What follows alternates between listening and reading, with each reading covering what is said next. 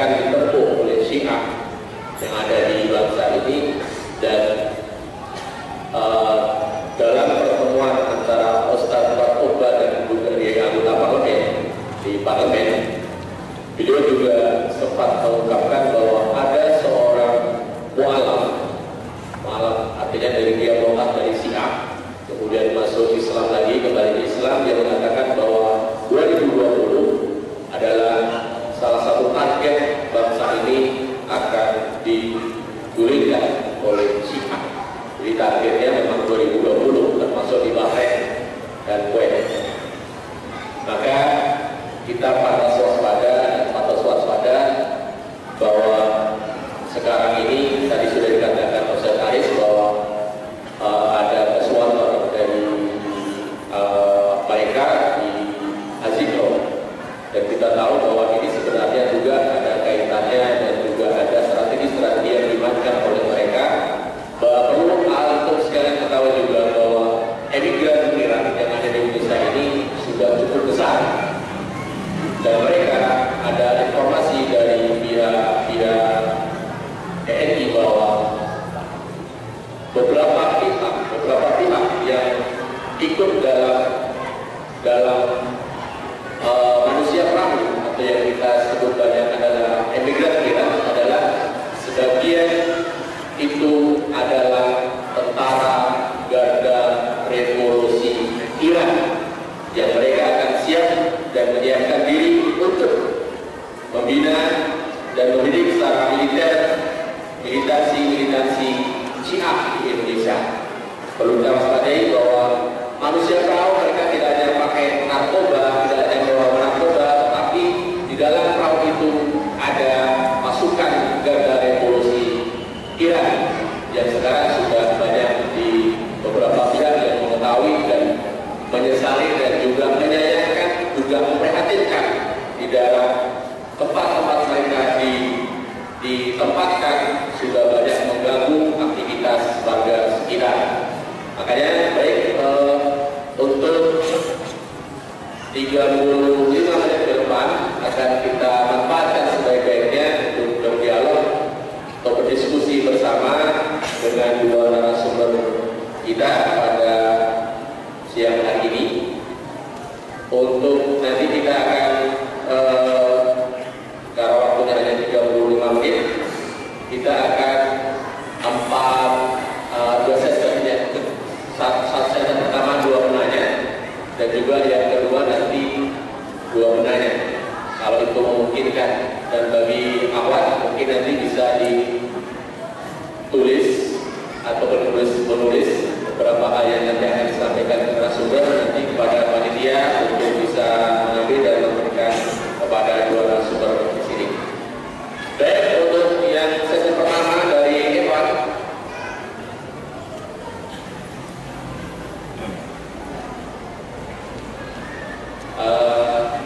Satu, dua,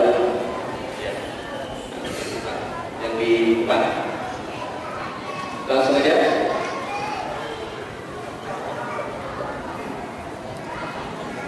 Sebutkan nama dan asal.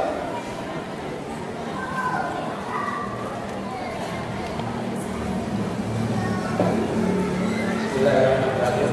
Nama Abdullah dari Surabaya. Untuk yang pertama kepada Ustaz Aris Nanda, di masalah yang dibuat oleh Dewan Dakwah, tepatnya di halaman 4 di paragraf terakhir, di situ dikatakan bahwa ketika seorang yang rukun sholatnya itu batal, tidak dilakukan, maka sholatnya itu batal. Begitu juga ketika rukun Islam dan rukun iman seseorang itu dilanggar atau diganti, maka keislaman seseorang itu juga batal. Tapi di paragraf terakhir itu dikatakan dengan demikian jelas-jelas bahwa Syiah itu sesat. Di sini yang kami tanyakan sikap dari mungkin Ustaz Aris sendiri ataupun yang mewakili Dewan Dakwah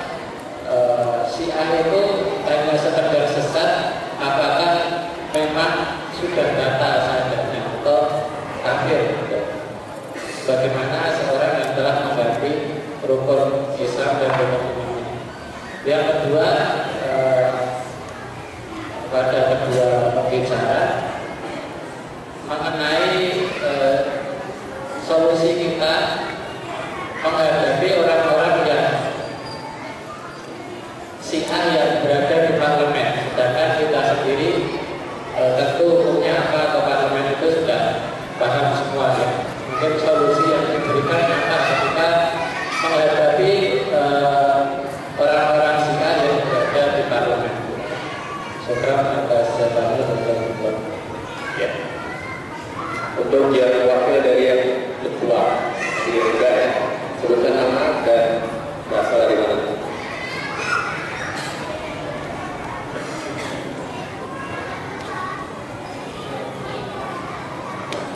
Assalamualaikum atas waktunya.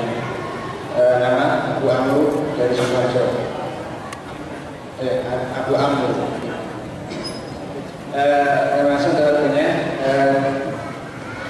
Kalau kita dengar dari Bapak tadi ya, baik itu dari beliau Ustaz Abu Ustaz maupun Ustaz Aris Menandar, betapa bahayanya Syiah ini.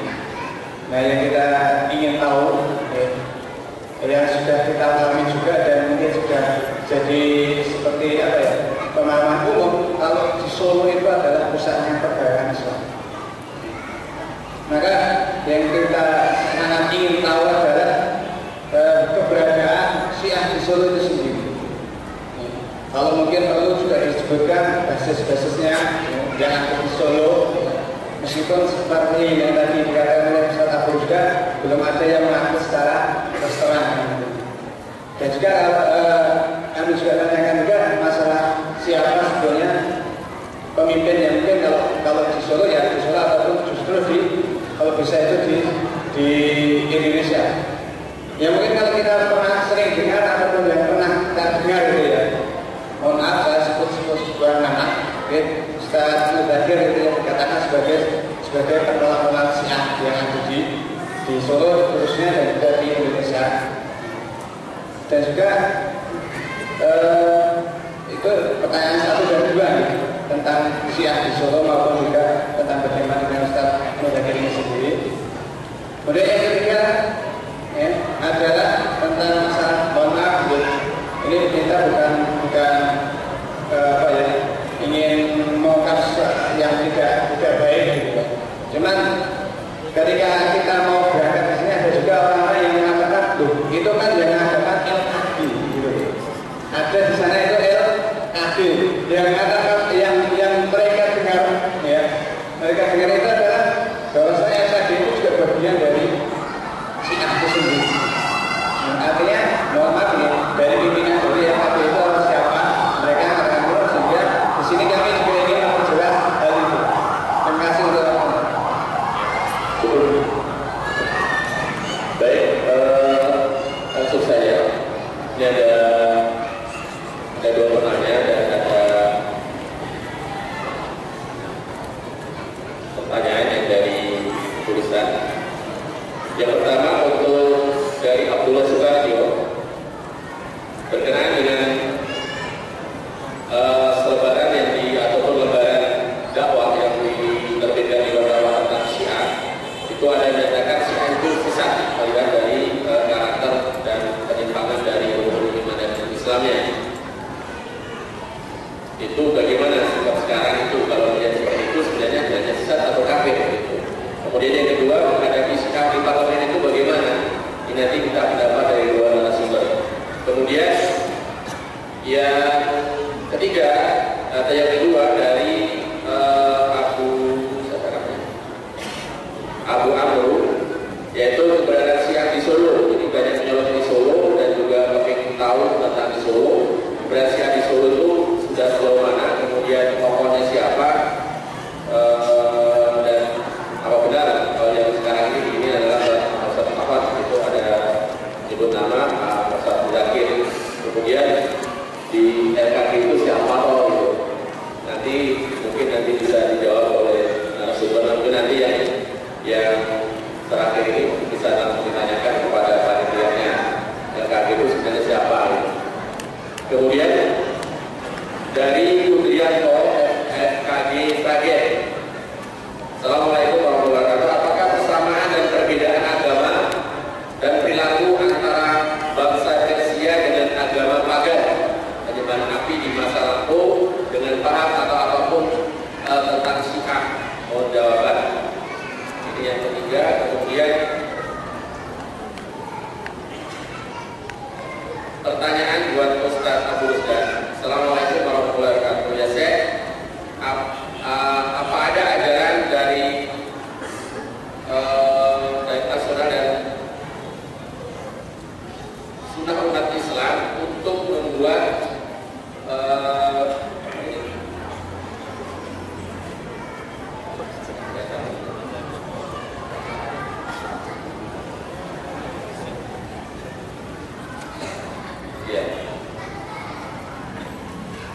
Ini yang selanjutnya pertanyaan untuk Ustaz Abdul Rusdan. Tahun-tahun di mana Ustaz Abdul Sungkar menggalang ikhwan diberangkatkan ke Afgan, justru ada yang nyeleneh berangkat ke Iran.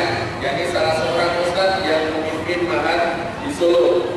Yang saya tanyakan menurut Sirah Ustaz Abdul Rusdan, Ustaz ini pemahamannya bagaimana dan apakah patut diwaspadai? Konon Ustadz ini ditengarai membuat funding mes sebagai tameng orang-orang Syiah. Yang kedua, pertanyaan untuk Ustadz Haris Munandar. Ustadz diisukan bahwa Ustadz dibantu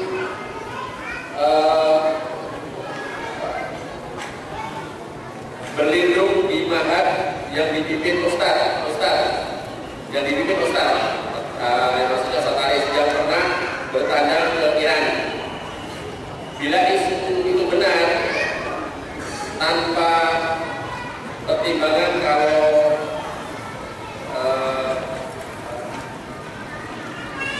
menurut Ustaz yang berpulang dari Iran tersebut pemikiran dan pergerakannya kategori yang mana? Apakah susi atau si'ah tanpa sadar atau yang bagaimana? Begitu pertanyaan dari Bapak. Untuk yang pertama Ustaz Haris dulu. Beberapa pertanyaan tadi Ustaz. Yang pertama dari Pulau dan juga tadi ada isu yang berkenaan dengan beberapa orang yang dari Iran ini berlindung di ma'had yang Ustaz pimpin. Bismillahirrahmanirrahim. Saya berusaha untuk menjawab yang berkait dengan pertanyaan kepada saya langsung berkait dengan selebaran yang diselebarkan oleh Dewan Dakwah itu adalah bagian dari proses edukasi kepada masyarakat tentang bahaya Syiah tersebut. Dan kemudian di dalam selebaran itu sekaligus langsung dipaparkan, ini loh rukun Islam Syiah, ini rukun Islam orang Islam, inilah rukun rukun imannya Syiah, ini rukun imannya orang Islam, ini adanya orang Islam, ini adanya orang Syiah, dan begitu selanjutnya. Dan bila mana syair ad-dhahirah yang dipaparkan di dalam selebaran itu untuk mengedukasi kepada umat itu didapati pada diri seseorang, sholatnya beda, kemudian azannya juga beda, kemudian rukun imannya dan rukun Islamnya beda, maka pastikan bahwa dia bukan saja kelompok aliran yang masih diperdebatkan, tapi pasti dia sudah sesat dan kafir. Jadi harus dipahami bahwa ini untuk membantu di kalangan awam untuk mendeteksi siapa Syiah di sekitar kita. Kalau menemukan orang-orang yang dengan perilaku seperti itu yang disebut di dalam selebaran ini, mudah-mudahan masing-masing sudah dapat. Ini adalah sedekahnya dari seorang muslimin untuk cara mudah mengenali Syiah tersebut. Maka mudah-mudahan dengan selebaran itu kita bisa memastikan kalau melanggar terhadap yang pokok-pokok, maklum binadin bidarurah, yang sesuatu yang pokok yang tidak boleh kita ini berbeda, sholat, kemudian syahadat, kemudian rukun iman, rukun Islam, itu kita tidak boleh berbeda. Maka pada unsur itu kita tidak boleh untuk menyatakan orang itu tidak sesat kalau menemukan orang itu secara langsung. Tapi kalau masih kita mendapatkan katanya atau mungkin belum pasti, maka saya menyarankan untuk ditakyin terlebih dahulu apakah mereka ini atau orang ini benar-benar mendapatkan melakukan tindakan yang seperti yang dimaksudkan di dalam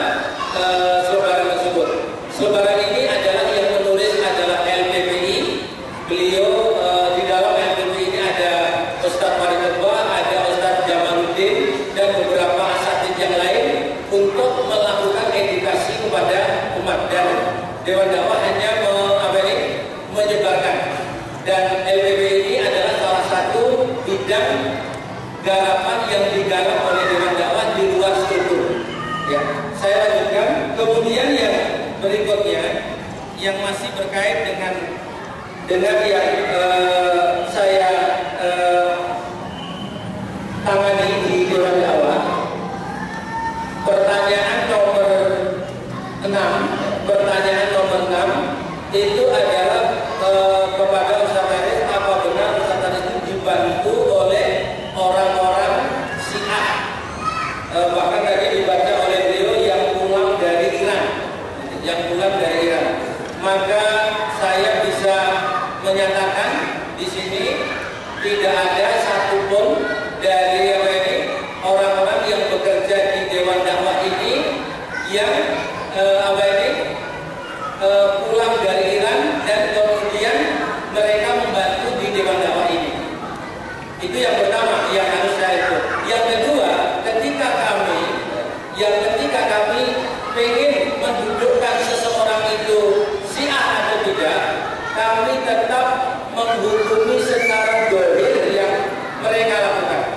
Kalau mereka melakukan secara dohir, melakukan penyimpangan di dalam beragama seperti kriteria yang ada di tempat tersebut, maka tidak usah disuruh, pasti saya akan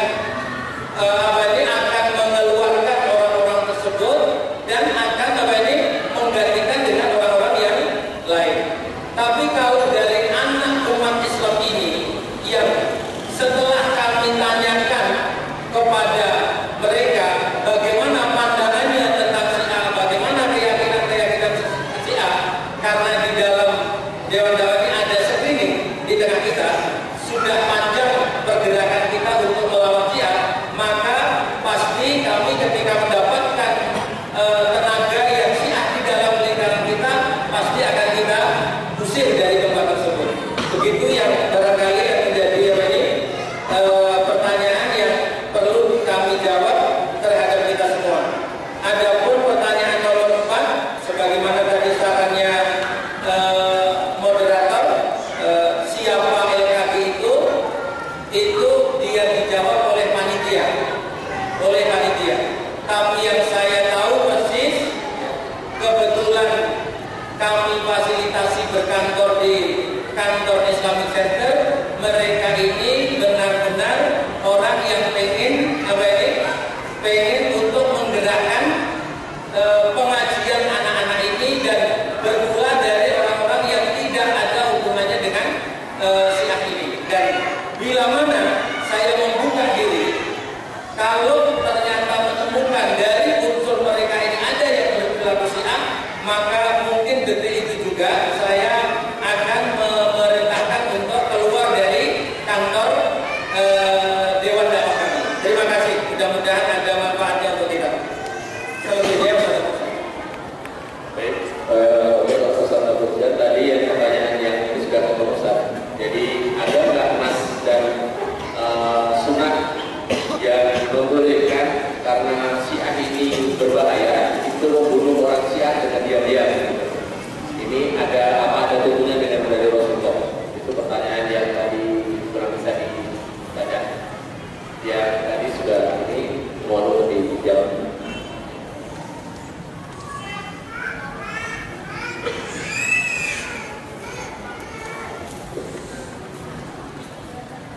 Bismillahirrahmanirrahim. Alhamdulillah wassalamu ala man la nabiyya ba'dahu wa ala alihi wa ashabihi wa man wala.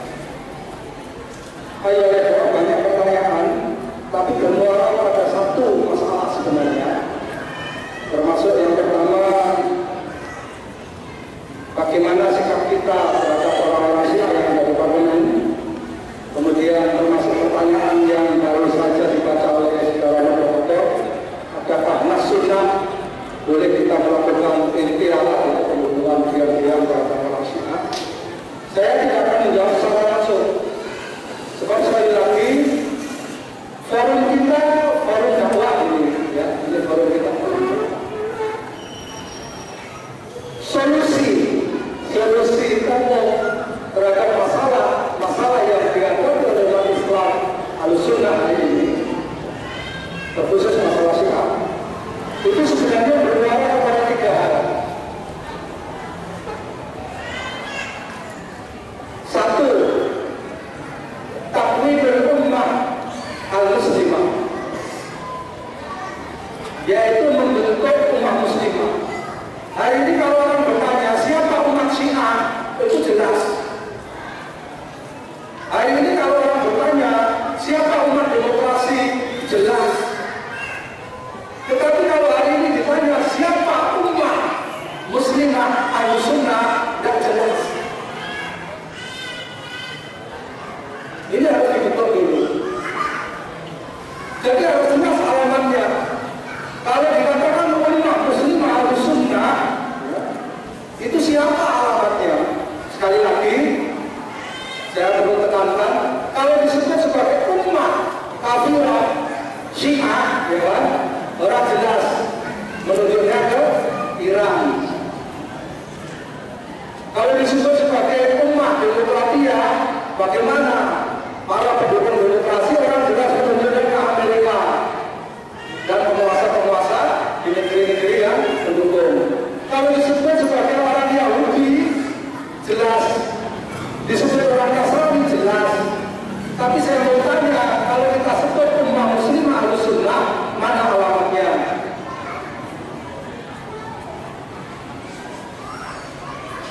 Harus berlangkah konkret.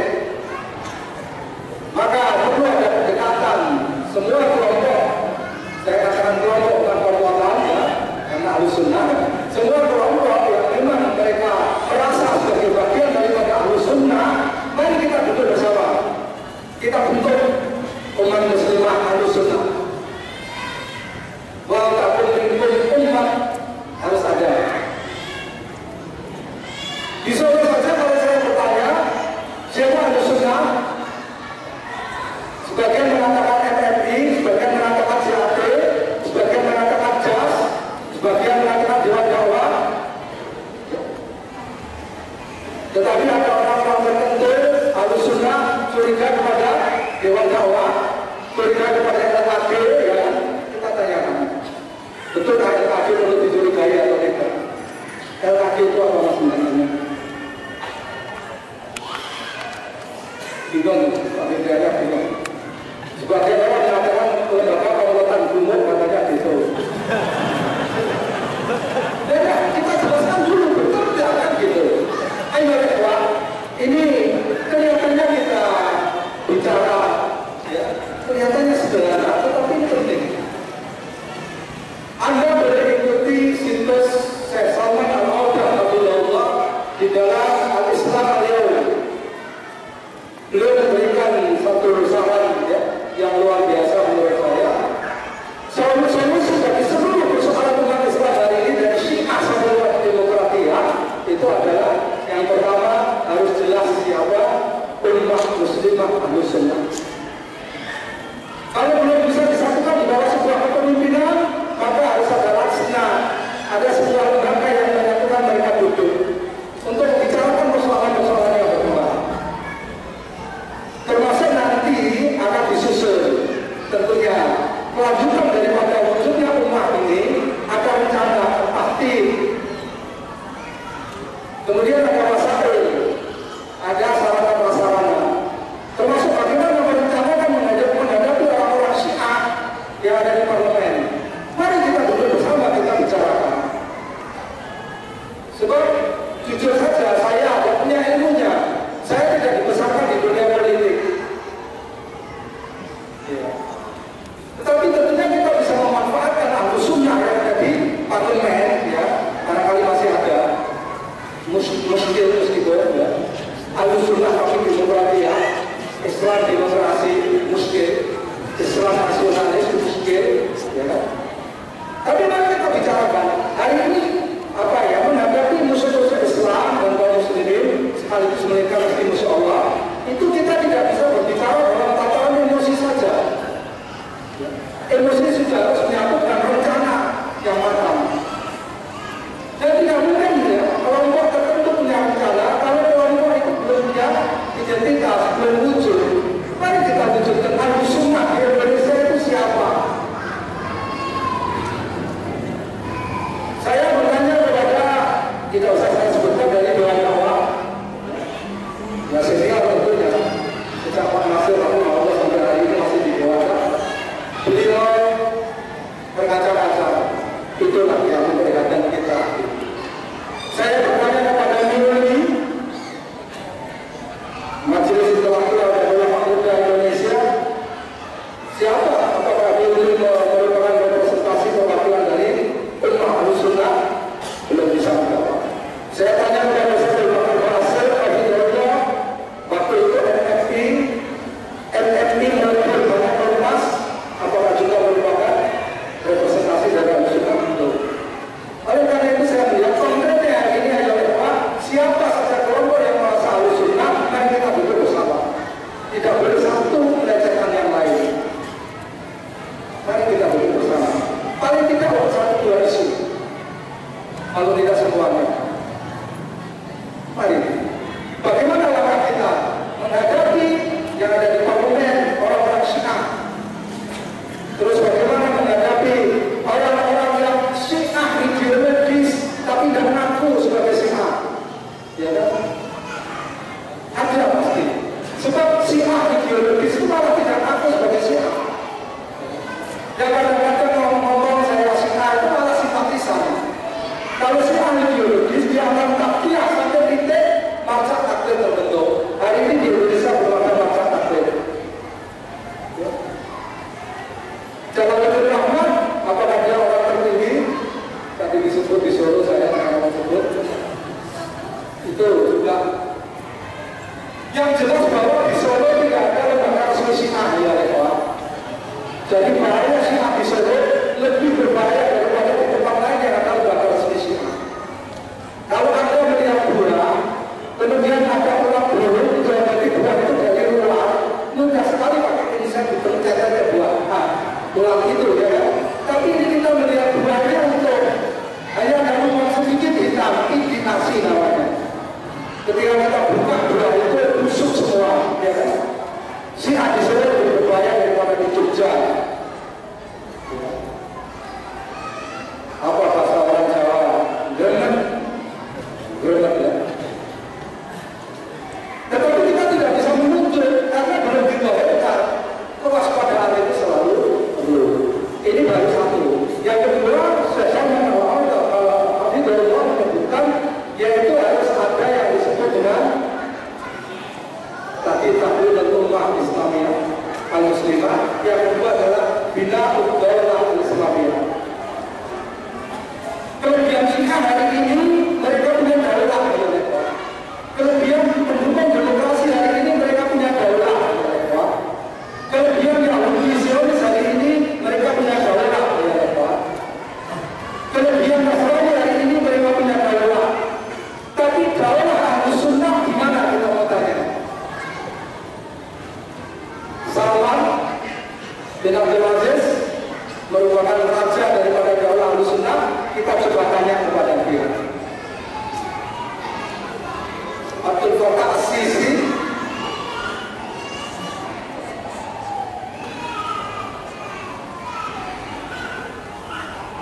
tanpa bermaksud berpihak kepada siapapun, ya. Berat ini kami harus disebutkan. Daulah khilafahnya Syekh Abu Bakar Al-Baghdadi, apakah itu daulah Ahlussunnah? Masih belum sepakat Ahlussunnah. Tapi ini ada cita-cita yang panjang. Tapi ini tidak bisa pengakuan ya Pak. Sekali lagi, mari siapa yang bercita-cita untuk menegakkan daulah dan khilafah Islamiyah duduk bersama politik. Ini kan pekerjaan besar karena Syiah dalamnya rencana besar, imperium. Apa Anda akan menghadapi imperium yang punya rencana besar dengan sebuah ormas? Apapun namanya, LKG kah, DSKS kah, atau apa lagi, tidak mungkin ya. Anda mesti duduk bersama. Seluruh potensi Ahlussunnah harus digerakkan. Yakinkan bahwa seluruh potensi Ahlussunnah ditasarufkan untuk kepentingan membela sunnah. Yang ketiga, tidak bisa tidak, sekali lagi tadi sudah kita sebutkan, orang-orang demokrasi mengenal doktrin martyrdom. Mereka bersedia mati untuk demokrasi. Ya. Orang-orang nasionalis mereka bersedia mati untuk nasionalisme.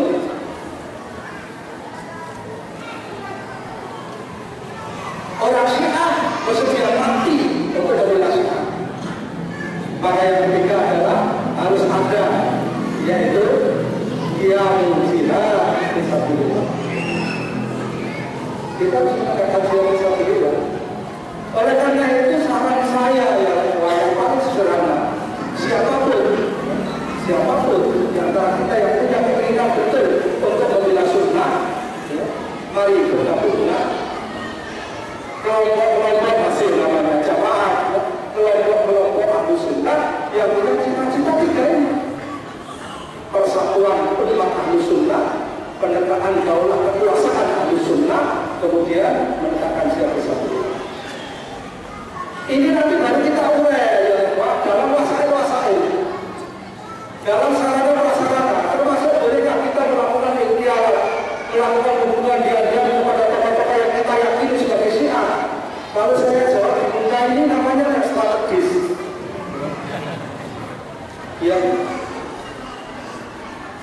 Mari kalau kita dengar siapa? Apa jawaban saya? Ayo lihatlah, ada jarak yang jauh antara apa yang dilakukan pada zaman Nabi dan para sahabat dengan keadaan kita hari ini. Nas-nas sunnah tidak sekaligus bisa kita terjemahkan dalam tindakan hari ini untuk perkara-perkara yang seperti ini, ya. Kalau untuk perkara-perkara yang sifatnya personal, bagaimana sunnah yang kita lakukan untuk kepribadian kita, sholat, puasa, zakat, haji bisa kita lakukan.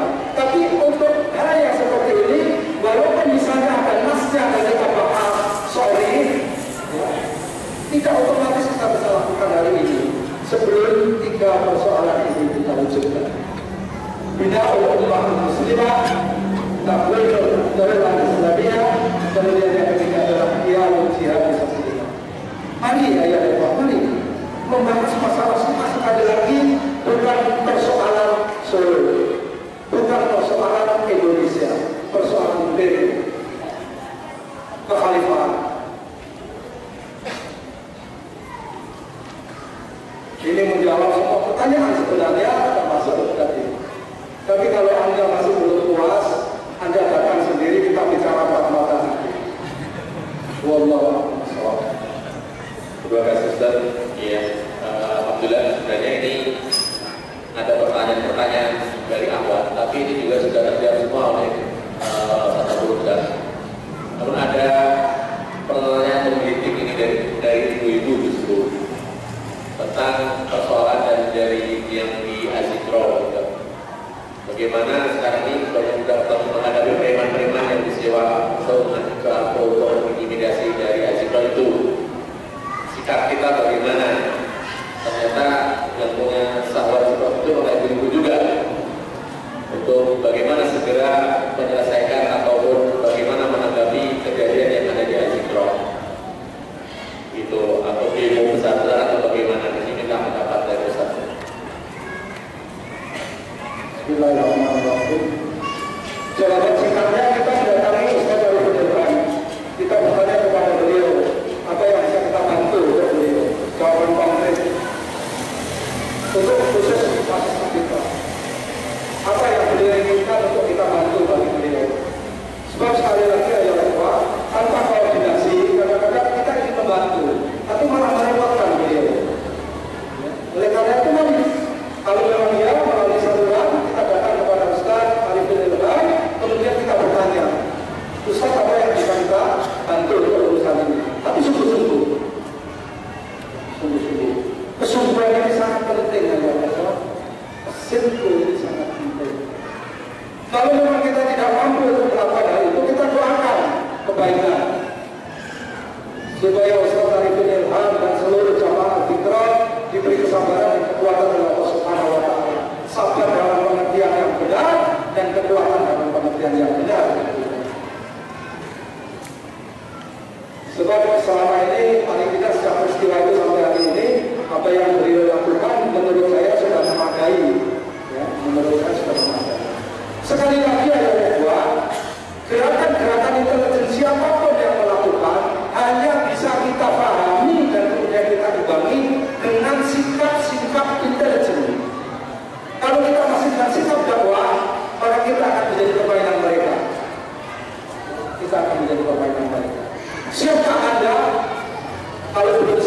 mempersiapkan diri. Sekolah kalau umur 20 tahun, 30 tahun lagi. Sebagaimana orang Syiah mengambil kadernya tikul. Tidak segera dikeluarkan 20-30 tahun lagi. Sampai siap. Bahwa nanti kapan? Sebab yang lain kita sudah belajar. Dan mereka insya Allah sudah mulai siap. Kan? Kita antri. Jadi jangan melanggar antrian gitu. Kita ini antri di belakang. Jangan melanggar antrian. Jadi sekali lagi, jawaban singkatnya, Bu, kalau ini dari ibu-ibu, mari kita datang kepada Ustaz Arifin Ilham, kita bertanya apa yang bisa kita bantu. Kalau kita tidak mampu untuk langkah yang ini, bantu, tolong. Jangan lupa ibu berdoa, memohon munajat kepada Allah Subhanahu Wa Taala dalam sungguh-sungguh supaya kaum muslimin ahlu sunnah dilindungi oleh Allah Subhanahu Wa Taala dari makar jahat Syiah, khususnya majelis Al-Iqra yang sedang menerima musibah hari ini ujian Allah. Baik Pak, waktu sudah habis dan kami minta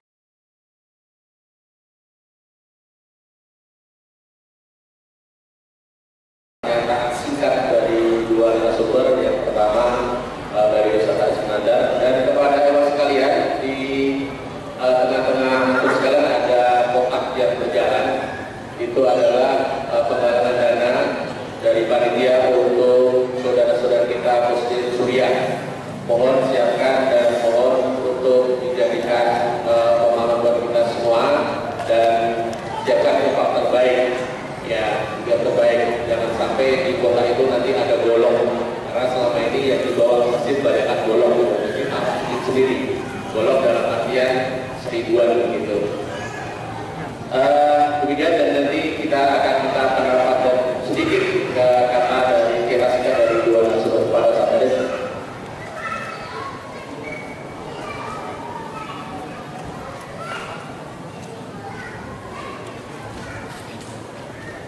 Bismillahirrahmanirrahim.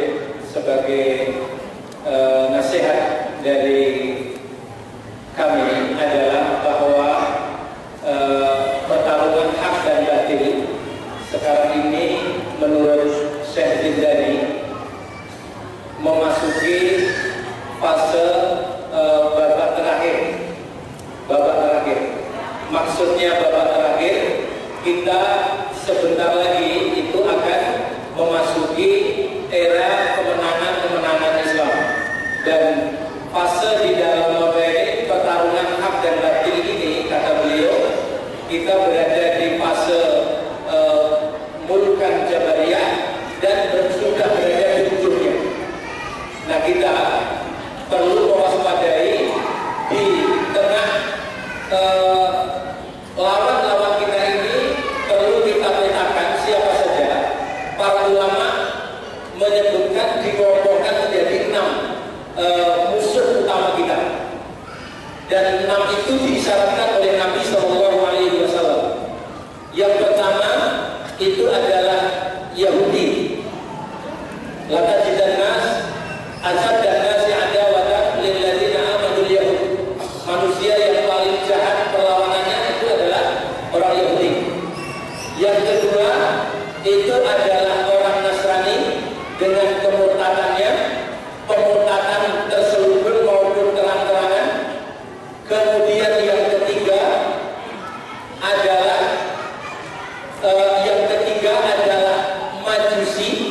Majusi, sebagaimana tadi yang saya sebutkan, yang tengah mendirikan imperium Persia Raya yang dikenal dengan Majusi modern. Tentu keinginannya adalah mengembalikan kekuasaan yang pernah dikuasai oleh Khalifah Umar bin Khattab dengan Islam ini, dengan segala cara, termasuk dengan cara merusak Islam. Kemudian yang keempat, musuh kita ini telah dirumuskan adalah dari kalangan Bani Asfar. Bani Asfar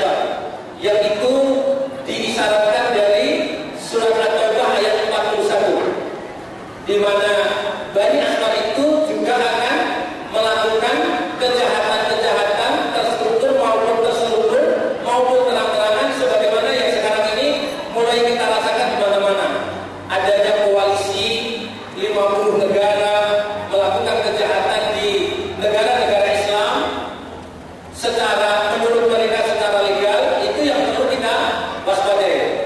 Yang kelima, musuh kita ini diisyaratkan oleh Rasulullah di dalam hadis Ahmad adalah dari keturunan Bani Ya'jud dan Ma'jud.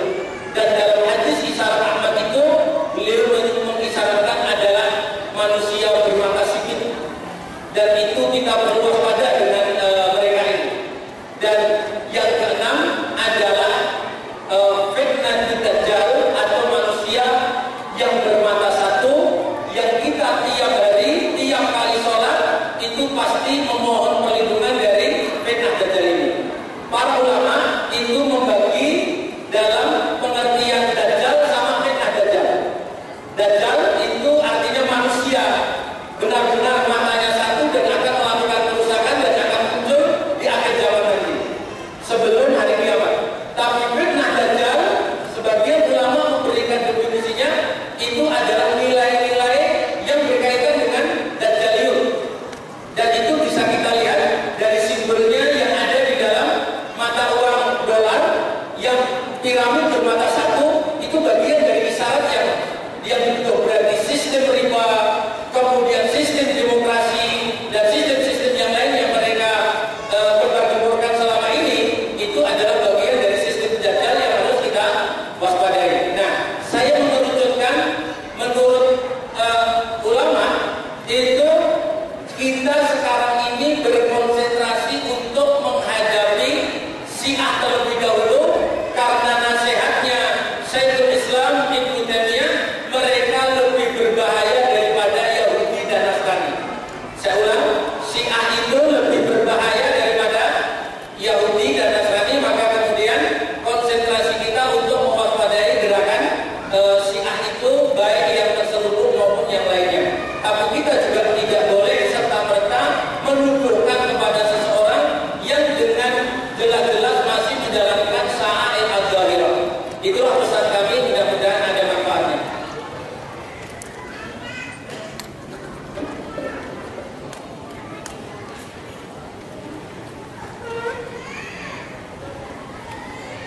Bismillahirrahmanirrahim. Ya ikhwan, seluruh musuh-musuh Islam dan kaum muslimin dan tentunya mereka itu musuh Allah Subhanahu wa Ta'ala yang tadi disebutkan itu ketika berhadapan dengan kaum muslimin mereka bersatu padu. Jadi sebenarnya kalau kita menghadapi Syiah ini, kita menghadapi aliansi ke-6 kelompok ini. Kita menghadapi yang mata satu itu aliansi daripada 6 kelompok ini. Maka benar sekali dalam khutbah yang sekali lagi disampaikan oleh Komandan Al-Hajjah di Yaman, yaitu Syekh Abu Hurairah Qasim Ar-Raymi, itu beliau memberikan judul khutbahnya itu konspirasi antara Amerika dan Houthi di Yaman. Jadi sebenarnya sama, tahaluf al-Ameriki wal Houthi di Yaman. Apa bedanya sebenarnya? Ketika ini kita menghadapi Syiah, kita juga sekaligus akan menghadapi Yahudi, Nasrani dan yang lain-lain. Hanya Syiah sebagai sekali lagi senjata baru, dulu mereka sebagai tembok atau sebagai kurang mufassana, sebagai satu negeri atau kampung yang dibentengi dan bentengnya itu dulu adalah macam-macam ya, hukuman murtadah hari ini dan benteng barunya adalah Syiah. Sekali lagi adalah seluruh musuh-musuh Islam itu mereka pasti ya. Hanya tinggal soal waktunya. Bagian daripada tabuhan mereka adalah membunuh Islam dan kaum muslimin hisyan wa ma'nawiyan, baik secara fisik maupun secara maknawi, baik ajarannya maupun orangnya. Ini yang kita lakukan. Ketika kita berhujjah dengan mereka, khususnya Syiah, tentang ajaran dan mereka kalah, mereka akan punya rencana untuk membunuh Anda dalam pengertian hisyan. Maka Dr. Ihsan Rahimahullah ketika beliau menulis tentang Syiah, dan itu baru luar-luarnya, beliau tidak mendapatkan masalah. Tapi ketika sudah menulis kitab tikaman Syiah terhadap Ahlul Bait, maka kemudian beliau ditikam oleh Syiah. Jadi sekali lagi ayat kedua, bahaya Syiah selalu kami ulang. Mereka menikah yang kemudian mereka membuat kitab-kitab menikam ajaran Islam, maka pada satu ketika mereka akan melakukan salah satu atau dua-duanya pada kesempatan ini. Semoga Allah Subhanahu wa Ta'ala melindungi kita. Nasallallahu alaihi. Tetapi sebagai sebuah umat, ketika datang saatnya keadaan yang seperti itu, dan itu pasti akan datang entah di mana dan kapan, maka Allah memberikan kekuatan kepada kita sekalian. Amin.